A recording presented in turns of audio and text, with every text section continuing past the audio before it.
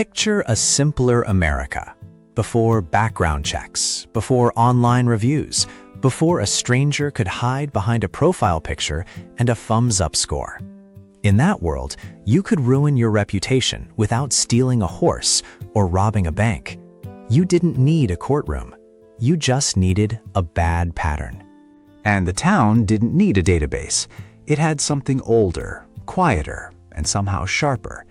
People who watched, listened, and remembered. So imagine you've come to live in a small community. The streets aren't wide, the storefronts are familiar, and names carry weight. You quickly learn the rules aren't written in law books. They're written in habits. They show up in the way someone keeps a handshake, returns a borrowed tool, speaks about others, and behaves when no one is making a big show of looking. In old America, your reputation wasn't built in one dramatic moment. It was built in hundreds of ordinary decisions. And if you started stacking the wrong kinds of decisions, one small betrayal after another, trust could dry up fast. Let's walk through the signs people used to watch for, the little things that mattered, and why so many older generations believed character eventually reveals itself. Does he keep his word? The first test you'd notice is simple. Can the person be trusted with a promise? Maybe you're new in town and you hear a plan, repairs to a fence, a Saturday morning task, a job that needs doing before the week goes too far. Someone nods, agrees, and gives you that confident, sure thing. Then Saturday comes. In a world without reminders, calendars, and accountability apps, showing up on time wasn't just about courtesy, it was proof. If they show up, you relax. If they don't, you pay attention. Older Americans often believed that too many excuses weren't just annoying, they were revealing. A missed promise on its own might be an accident, a busy day, or a misunderstanding. But repeated excuses? That's a pattern, and patterns become reputations. You can imagine how it works in a small community. People don't schedule everything. People don't double-check every detail. They rely on the assumption that someone who said they'd do something will actually do it. So if a man keeps failing those small everyday promises, he stops being treated like a reliable neighbor. In that society, important trust comes after small trust. You can't skip the steps. Next comes borrowing. In old America, neighbors helped neighbors with tools. A ladder might be lent without paperwork. A wagon might be shared without a signature. Someone might hand over a fishing pole like it's no big deal, because the real deal is the relationship. So you watch the man who borrows. You notice what happens after the job is done. Does he bring the ladder back clean? Does he return the borrowed item on time? Or does it drift off into the "I'll return it soon" fog? A person who forgets often doesn't just lose items, he loses access. Soon, people stop opening sheds and barns when he walks up, not out of spite, out of self-protection. In that kind of community, borrowing without returning isn't a harmless mistake. It's a signal that you might not be reliable with more serious things either. And it teaches a harsh but straightforward lesson. Cooperation is a two-way street. If you keep taking and don't give back, your neighbors eventually decide it's safer to stop sharing. 3. How does he talk about others? Then there's speech. In your town, gossip isn't treated like harmless entertainment. It's treated like smoke, and smoke usually means fire. You learn quickly that the man who spreads stories from house to house, from person to person, isn't seen as fun or social. He's seen as risky. Why? Because if someone enjoys carrying secrets, private problems, or embarrassing details around like their currency, it means he might carry yours too. Family troubles were expected to stay private. Financial stress, arguments, personal hardship, these weren't topics you traded for a laugh. When you watch someone turn other people's pain into chatter, you see disrespect dressed up as friendliness. Older Americans believed words weren't just words. They were character in motion. If he can't keep other people's dignity safe, the community starts to wonder what he'll do with trust. Here's another thing you'd notice: gratitude. In that world, people helped each other with no expectation of payment. Someone might share vegetables. Someone might fix a gate. Someone might pull their own weight first, then show up when you need a hand. So what happens when the favor comes back? The person who thanks people, who notices kindness and lets it land, earns trust over time. The person who acts like help was owed, or who accepts help without any gratitude at all, stands out fast. Because entitlement slowly destroys friendships. It doesn't explode in a single fight. It leaks out day by day.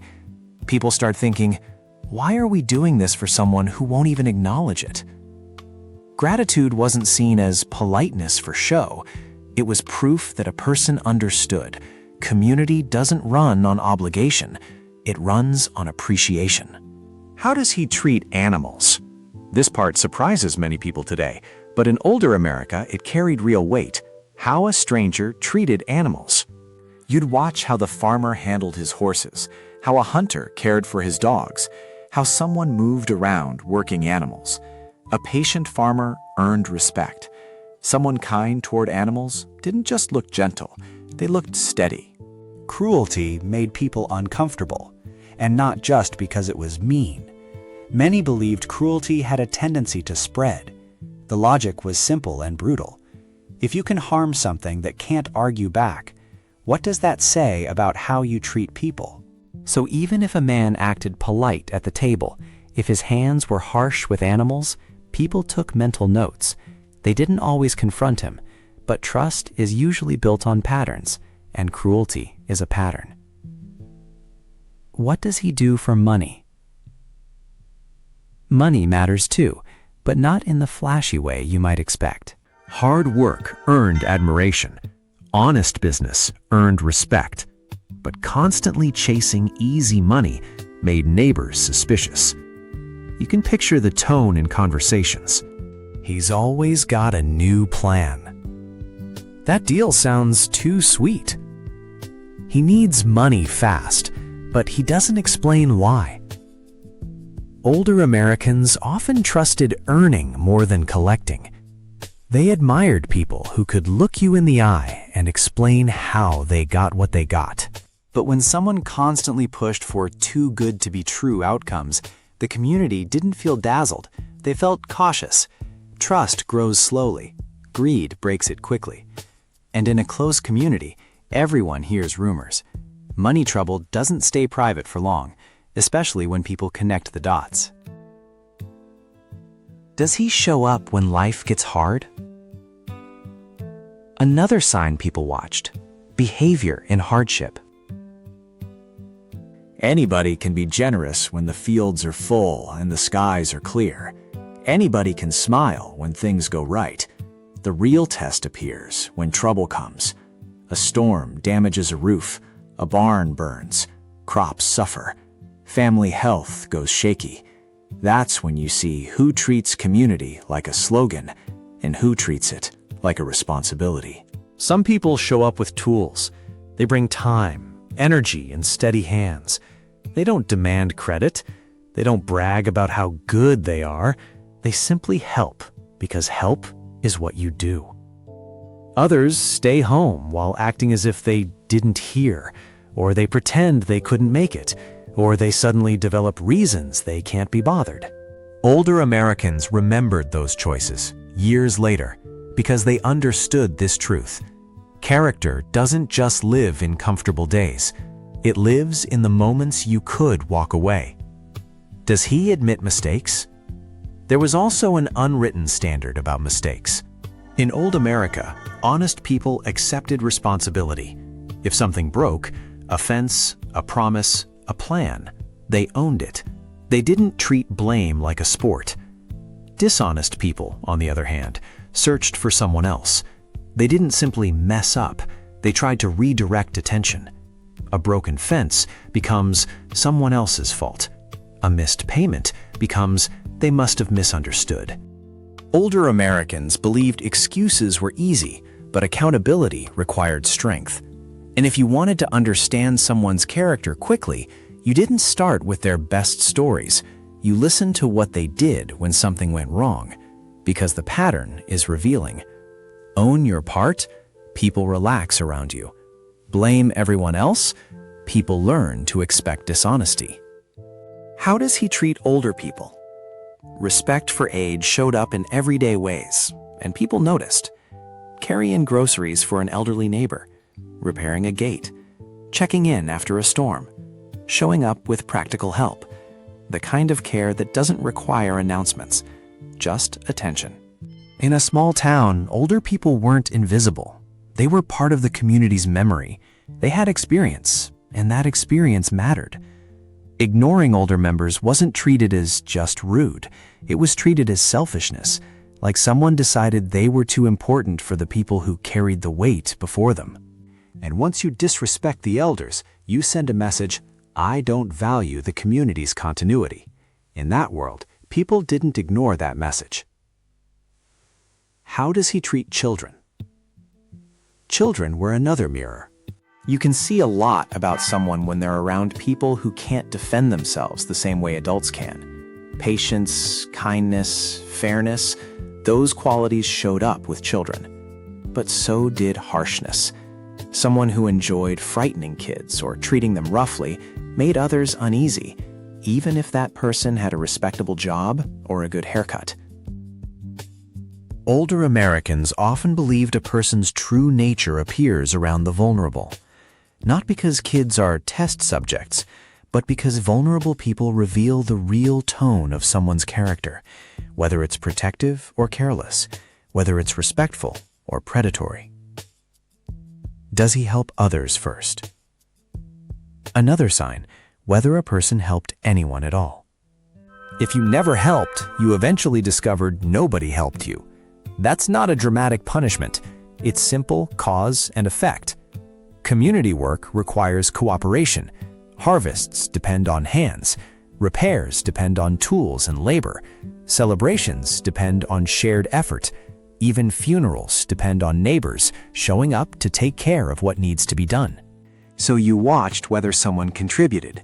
You noticed who showed up when there was work to be done and who suddenly had nothing to offer. Selfishness stood out precisely because it contrasted with generosity. In a place where people trade favors naturally, someone who never participates looks less like a private individual and more like a threat to the balance. Does he brag all the time? Next comes the attitude towards success and status. Older Americans didn't consistently distrust ambition, but they distrusted constant bragging. If someone had wealth, success, or achievements, it didn't automatically impress everyone. Quiet confidence was often seen as steadier and more believable. Bragging had a way of sounding like insecurity. A person who always needed everyone to know how important he was made people wonder what he was trying to cover. In that kind of culture, you didn't have to prove yourself loudly. You proved yourself through what you did when nobody was applauding. Does he practice hospitality? Hospitality also mattered. In old towns, unexpected visitors weren't weird. Someone might show up without warning, because life is shared and roads connect neighbors. Coffee was offered, extra chairs appeared, guests were welcomed. The person who treated visitors coldly reflected poorly not only on himself, but on his family too. Because hospitality isn't just a personal trait, it's a standard you keep as part of who you are. If you welcomed people warmly, others felt safe around you. If you dismissed people, you trained your town to avoid you. And again, that's reputation, built one encounter at a time. Is he fair in business? Fairness came up at the market, in the store, and in pay. Honest scales, honest prices, honest work for honest pay. People remembered who cheated customers or took advantage of difficult situations. They remembered the moment you realized someone wasn't just mistaken, but willing. And the thing is, unfairness isn't always loud. Sometimes it's subtle. It can be a weight that's a little off, a price that's a little too high, a payoff that's withheld. Small unfairness, repeated often enough, becomes a clear reputation. In a community, people don't forget patterns. When trouble comes, does he stay loyal? Loyalty was one of the strongest signals. Friends expected friends to stand beside them in hard times. Families expected support, not dramatic speeches, just presence. Neighbors expected kindness during crisis. You could watch who disappeared when trouble arrived. Someone might be present for good news, easy days, and shared celebrations. But when the situation turned real, you'd see who remained. And slowly, trust drifted away from people who treated trouble like it was contagious. Finally, older Americans emphasized honesty most when nobody was watching. Returning a lost wallet, giving back extra change, admitting an error no one else noticed. These were small actions, but small actions are how habits are formed. A person can lie convincingly in public and still fail the real test in private. But the opposite is also true. Someone who does the right thing in silence builds a kind of trust that people can feel. Because the community learns, if you're honest without an audience, you're likely honest even when the audience might be gone.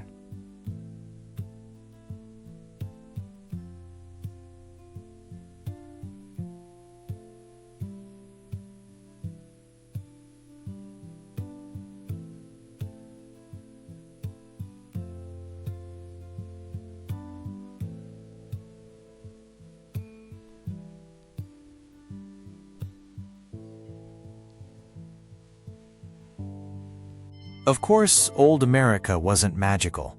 People argued, families struggled, communities made mistakes. Sometimes someone got labeled unfairly, or a rumor spread faster than the truth could travel. But many older generations believed one lesson still mattered. Trust doesn't come from one heroic moment. It comes from hundreds of ordinary choices. A promise kept, a debt paid, a borrowed tool returned, a stranger welcomed, a neighbor helped without being asked. If you lived by those choices long enough, your reputation could survive storms, social storms, economic storms, even personal hardship. And the biggest compliment wasn't a trophy or a headline. It was something quiet. You can trust him. That kind of trust wasn't a feeling floating in the air. It was a way of life, earned and reinforced every day. What this means for you today, even if you don't live in a town where everyone knows your name, the core idea still travels well. People still form trust the same basic way. Patterns, not promises. Behavior, not statements. So, if you want to build reliability, start small where it counts. Keep your word, even when it's inconvenient. Return what you borrow. Guard other people's dignity in how you speak. Thank people who help you. Treat animals with care. Choose honest work over easy shortcuts. Show up when things go wrong, not just when they go right. Own mistakes instead of hiding behind excuses. Respect age and protect the vulnerable. Contribute to your community. Be steady instead of loud. Practice hospitality. Be fair in money matters. Stay loyal when trouble arrives. Do what's right when nobody calls your name. That's the old system, without the technology. It's slower, but it's real. And in any era, trust is still something you earn one decision at a time.